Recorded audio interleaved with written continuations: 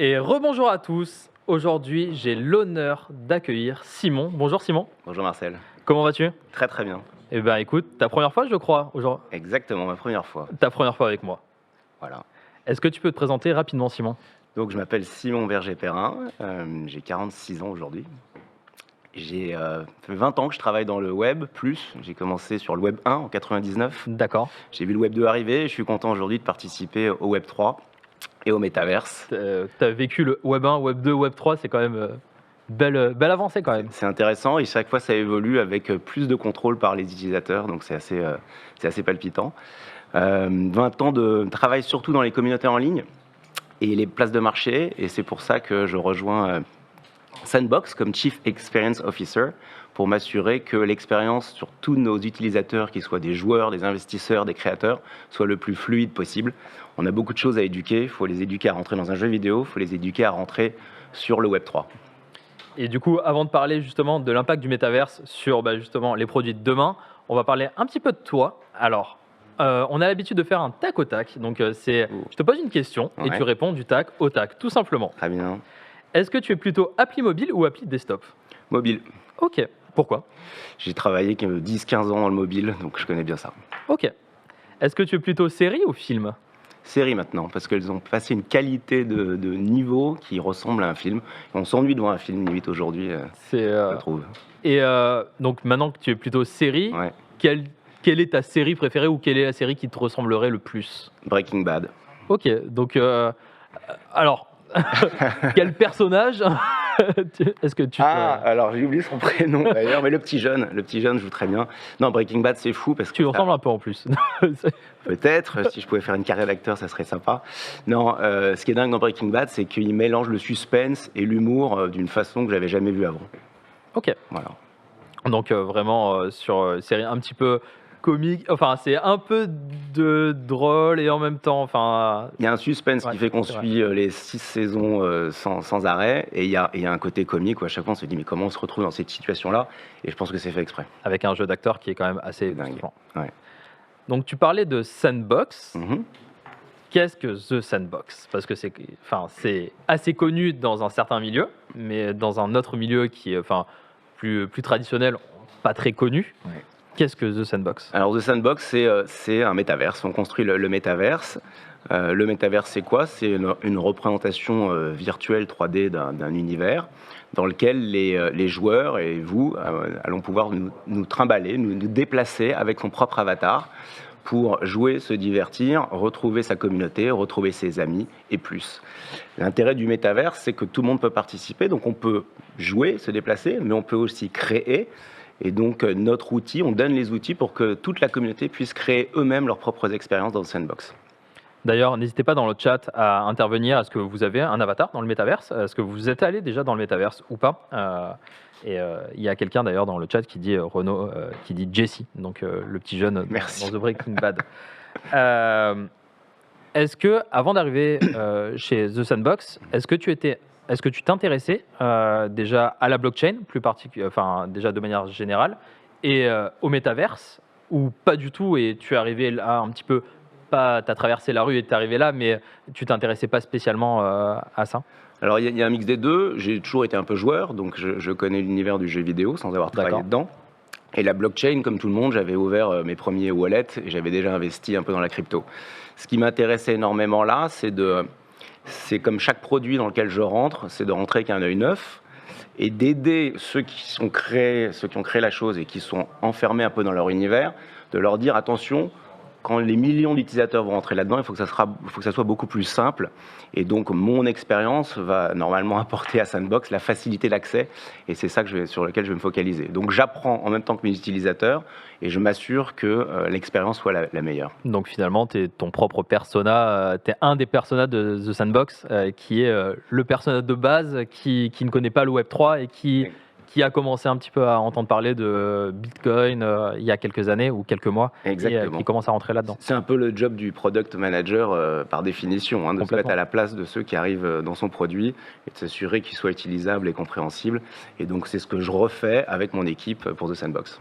Et quels ont été finalement les freins que tu as connus, toi, en tant que persona de base, pour rentrer dans le métaverse? Est-ce que On voit qu'il y a d'abord un premier frein psychologique c'est beaucoup de spéculation sur l'univers de la crypto-monnaie. On entend beaucoup de spéculation entre haussier et baissier. Passer ce frein, est-ce qu'il y a d'autres freins ou c'est d'abord le premier gros frein que tout le monde rencontre? Alors le frein, la spéculation, le métaverse, je crois qu'on est tous d'accord pour dire qu'il va y avoir un monde du métaverse. Donc les marques, les gens vont aller de plus en plus dans le métaverse.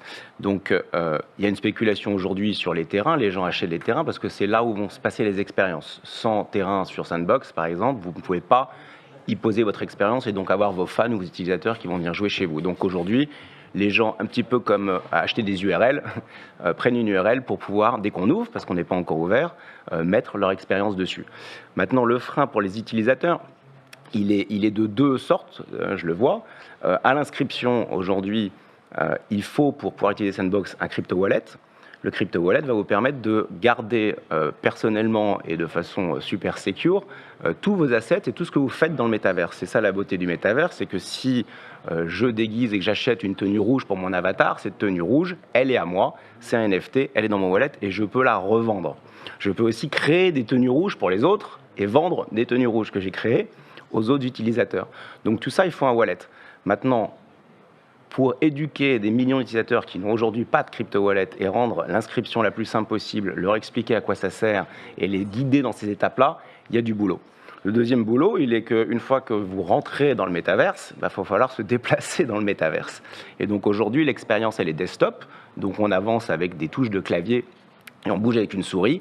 Là aussi, il y a de l'éducation à faire pour que les gens puissent se déplacer. Et évidemment, on va aller sur le mobile dans le futur pour que ça soit encore plus simple. Mais je compare ça, comme tu l'as dit, tu connais bien l'univers du jeu vidéo. Il y a quelques années, c'était encore quelque chose de pas mal vu, mais de très geek, le jeu vidéo. Et c'était une niche. Est-ce que c'est quelque chose qui peut vraiment se démocratiser aussi, tout ce qui est blockchain et métaverse, selon toi? Est-ce que il faut des gros acteurs qui permettent justement qui permettront de devenir mainstream tout ce qui est métaverse? Comment est-ce que ça peut devenir vraiment mainstream le métaverse selon toi? Alors oui, le jeu vidéo aujourd'hui, je crois que le marché du jeu vidéo, je connais pas les chiffres, mais sont plus gros que le marché du cinéma. Ouais. Donc le jeu vidéo est malheureusement là, on joue pas tous, mais le marché est là et les jeunes passent beaucoup de temps dessus. Un métaverse qui nous inspire un peu, mais qui n'est pas un métaverse blockchain, qui est Roblox, il y a 50 millions de jeunes qui jouent tous les jours dessus. Donc le métaverse est là et le jeu vidéo est là, à nous de le simplifier. Et l'avantage du jeu vidéo dans la blockchain, c'est qu'il y a une valeur supplémentaire qui est que vous pouvez vraiment participer à l'économie et être owner de tout ce que vous faites. Donc le futur du métaverse est bright, j'ai envie de dire. Et on a une question d'Alex Brice qui te pose une question. C'est quoi l'impact du métaverse sur l'écologie? Parce qu'on avait une table justement sur l'écologie.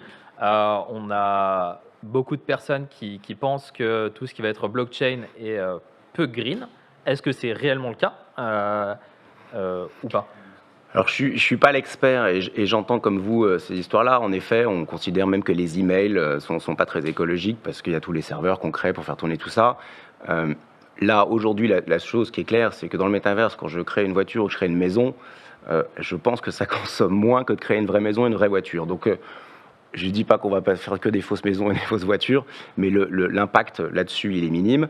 Et nous, on est en train de passer de la blockchain, la layer de Ethereum, à Polygon, qui change de structure. Je ne vais pas rentrer dans les détails de la blockchain, mais qui sera donc moins consommatrice d'énergie aussi. Donc on pense à ça, et je pense que toute la blockchain ensemble et tout l'écosystème va aller vers du plus en plus green. De plus en plus green, ok. Ouais. Et on a Liarine qui te pose encore une question. Pour vous, c'est quoi la vision du jeu vidéo aujourd'hui? Enfin, comment est-ce qu'il est perçu par vous et vos entreprises?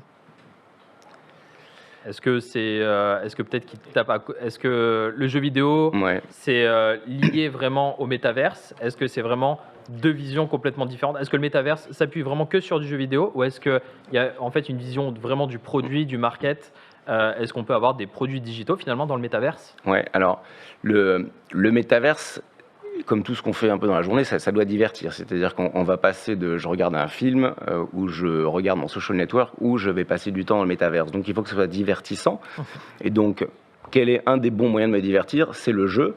Et donc, on pense en effet que beaucoup d'expériences dans le métaverse vont être gamifiées pour passer du temps dessus, gagner des points, etc. Donc, il y aura une énorme base de jeux, mais dans le métaverse, vous pouvez aussi faire des concerts. Donc, il y aura des concerts virtuels. On est en train de préparer le concert de Snoop Dogg pour la fin d'année.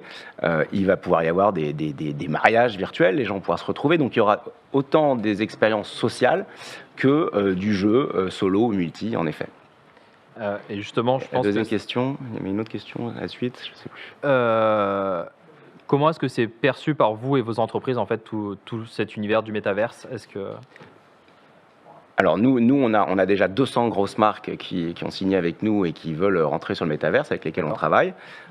Et ces marques-là comprennent qu'il y a toute une génération d'utilisateurs qui seront contents d'interagir avec cette marque, non plus sur leur page Facebook, mais sur The Sandbox, dans leur univers 3D.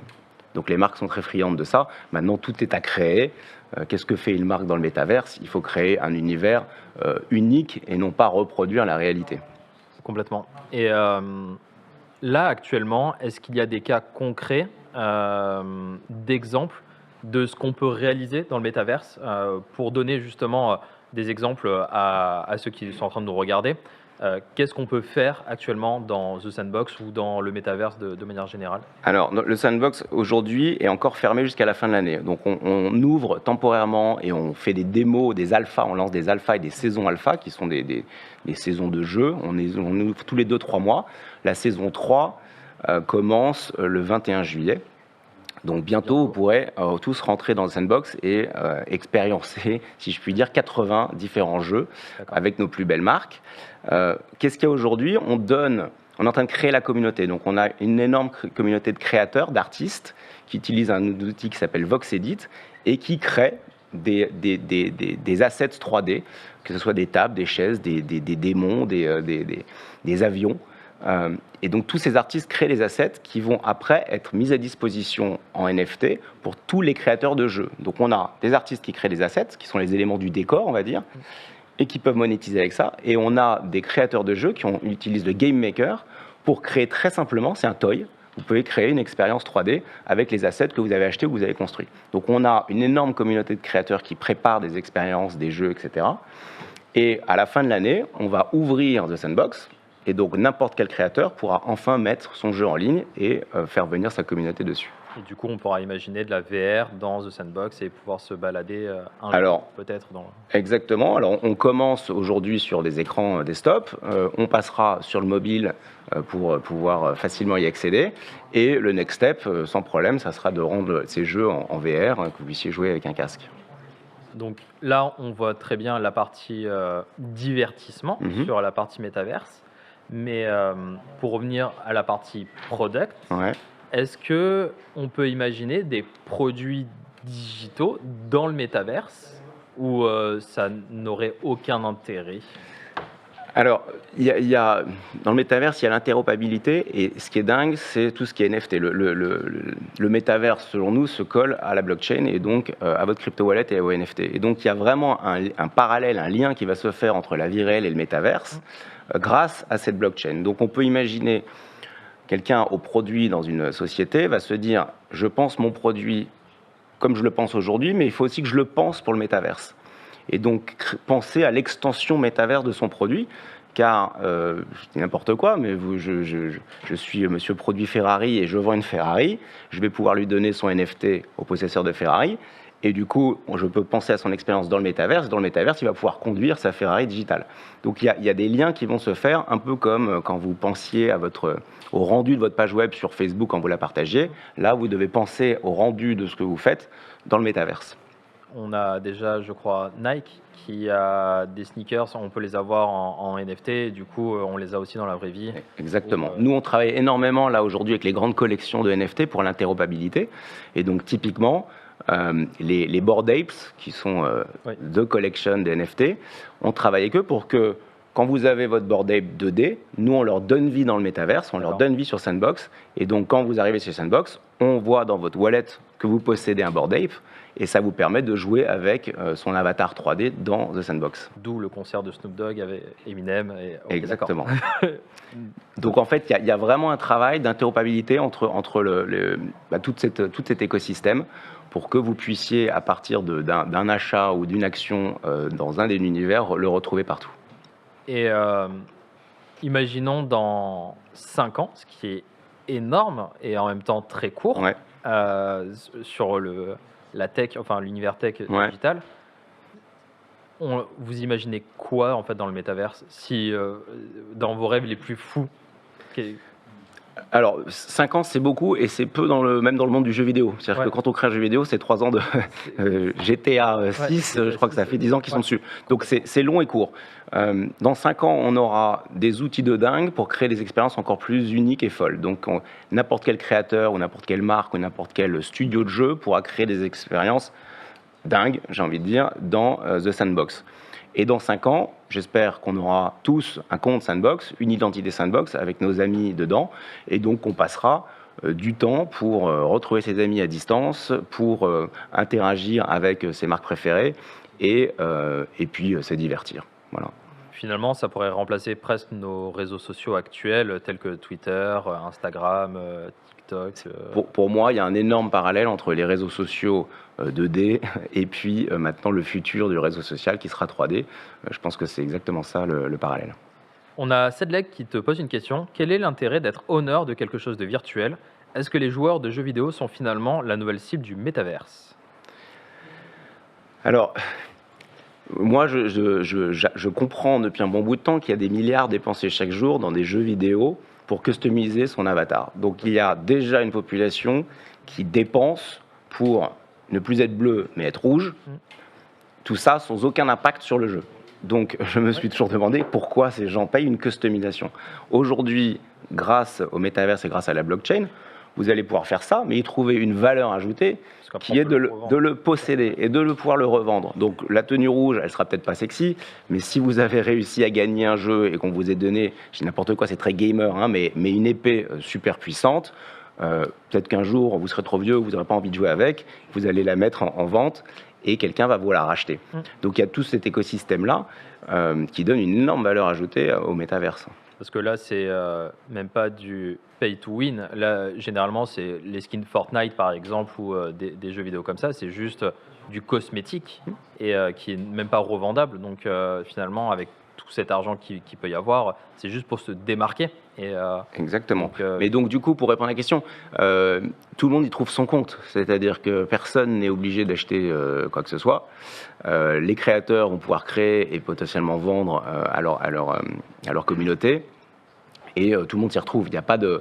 Et en plus de ça, grâce à la blockchain, il y a un écosystème en effet de play to earn ou play and earn qui va pouvoir se créer avec des boucles virtuelles, avec des gens qui vont être rétribués pour le temps passé dans le métaverse s'ils créent en effet de la valeur grâce à leurs actions. Complètement.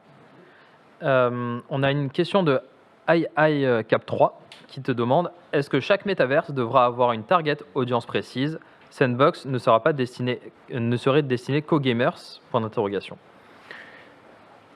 Alors, oui, enfin le métaverse, il n'y en a pas qu'un seul. Donc, nous, aujourd'hui, on est le leader du métaverse sur la blockchain. Il y en a d'autres, mais qui ne sont pas dans la blockchain. Donc, on considère que le vrai métaverse, il est dans la blockchain. Combien il y en aura, j'en sais rien. Combien de temps on restera leader, j'en sais rien. Mais il est possible, à terme, qu'il y ait plusieurs différents métaverses. Et du coup, avoir des segments. Voilà, mais peut-être que pendant les 15 prochaines années, ça sera Sandbox, et puis quelqu'un d'autre viendra titiller la bête. Maintenant, en effet, il peut y avoir plusieurs métaverses, et il peut y avoir plusieurs segments. Ok. Merci Sedleg, d'ailleurs, pour l'abonnement offert je ne sais pas à qui. Ah, Francis Trash, excuse-moi. Qu'est-ce que les marques... Alors, il y a Adama qui lui pose une question. Qu'est-ce que les marques pourraient monétiser dans le métaverse? Est-ce que c'est des NFT, du coup, qui se retrouveraient finalement dans la vraie vie avec un sac Chanel, imaginons, et donc on le retrouve en NFT et on se baladerait avec son sac Chanel? Est-ce que ça pourrait être autre chose? Alors, il y a plein de choses à faire, mais en effet, la première utilité qu'on voit aujourd'hui, les marques, quand elles nous rejoignent, elles lancent des collections NFT avec des objets que leurs fans vont pouvoir utiliser et se représenter avec dans le métaverse. Donc ça, c'est une des premières choses. Et après, l'idée d'une marque dans le métaverse, c'est potentiellement de redonner un lien dans le métaverse vers la réalité virtuelle, enfin vers la vraie réalité.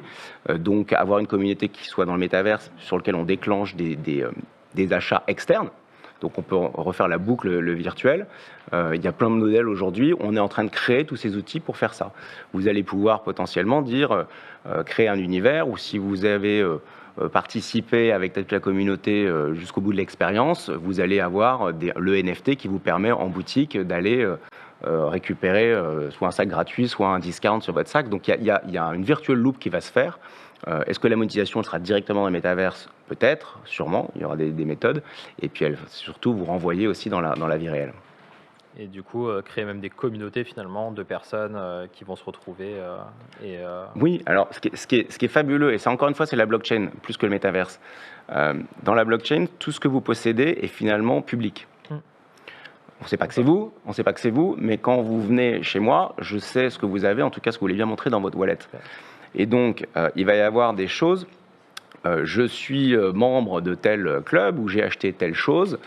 Potentiellement, je vais arriver sur Sandbox et nous, on sera capable de voir que vous êtes membre de tel club, donc vous pourrez rentrer dans tel univers ou vous pourrez aller parler au tel membre de tel même club. Et tout ça sans avoir de technologie à développer pour faire des cross-marketing, etc. C'est-à-dire que la blockchain d'elle-même permet ce genre d'interaction entre différents univers instantanément. Ouais, sur les blockchains publiques, en tout cas, c'est vrai que c'est assez fort. Merci Yvan Labo d'ailleurs pour le Prime. C'est énorme ce que vous faites. N'hésitez pas à sub et à follow la chaîne. Edwy RKN qui dit le salon RH récemment fait en métaverse était une super idée et je crois super bien passé. Ça permettait d'enchaîner les entretiens pour des stages plus post en se baladant de bureau en bureau avec visio à chaque fois, comme en salon, mais depuis la maison. Donc c'est vrai que ça permet en fait de pouvoir postuler à distance et c'est hyper cool quoi.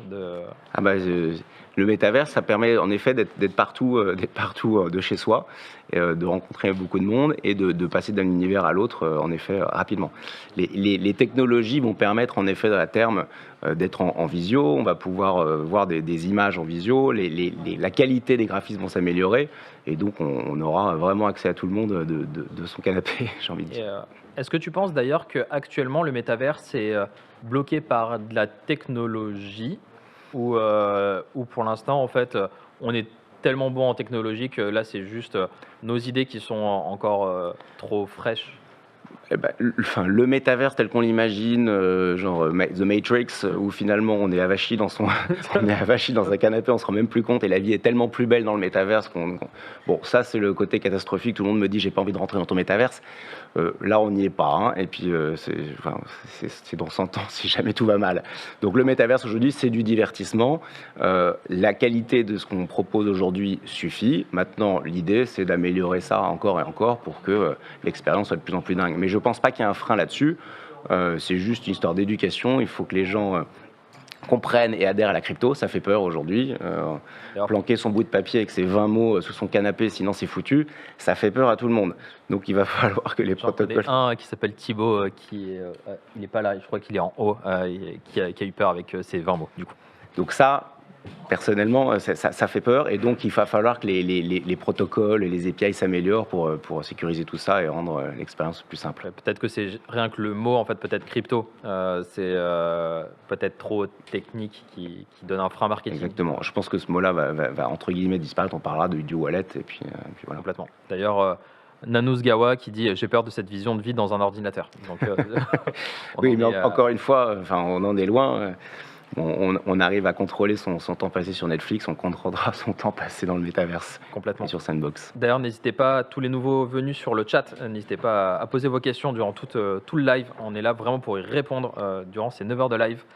On a DMM BIM qui te pose une question. En tout cas, oui, c'est ça. En créant un métaverse qui sera une place internationale, quelle est la politique sur l'impact législatif dans le métaverse? Sur quelle loi le métaverse se basera? Exemple française, UK, chinoise. C'est comme sur quelle loi s'applique quand on est dans l'espace en fait. Est-ce qu'il y aura une loi qui régit un petit peu tout ça? Alors, très bonne question. Et aujourd'hui, rien n'est défini, hein. C'est vraiment les débuts. Aujourd'hui, on n'est pas régulé. Donc, qu'est-ce qu'on fait? On fait des décisions de bon père de famille. On suit les lois classiques. Et l'idée, c'est d'interdire tout ce qui est obviously hors loi. Maintenant, l'idée du métaverse, c'est que ça va être, on est en train de préparer notre DAO. Et donc, c'est la communauté à terme qui va plus précisément s'autoréguler et définir les règles pour s'assurer que tout se passe bien. Et est-ce que tu aurais un mot pour la fin pour les personnes qui n'osent pas passer le pas d'aller s'inscrire sur soit The Sandbox, ou en tout cas aller faire un premier pas sur le métaverse et l'univers blockchain? Bah, je vous dis, préparez-vous parce que ça arrive. Heureusement, on est là pour simplifier les choses, donc ça sera plus simple pour vous à terme. Mais allez vous créer un wallet crypto. Je pense qu'il faut en avoir un parce que aujourd'hui, il y a beaucoup d'expériences qui commencent à vous donner des NFT, donc il faut que vous ayez un wallet pour pouvoir les stocker. Et venez tester ça à partir du 21 juillet sur Sandbox. Vous pourrez vous créer un compte très facilement, créer votre wallet, connecter votre wallet et rentrer dans le métaverse. Vous verrez ce qu'on y fait. Il y a de belles marques et de beaux projets. J'espère que ça vous plaira. Et merci infiniment, Simon, pour cette table. Merci, Marcel. On se retrouve juste après avec de la discovery, de la conviction à la mise en pratique avec Rémi qui animera. Mais avant ça, une petite vidéo tips sur le Scrum Ban par Rémi Duflo.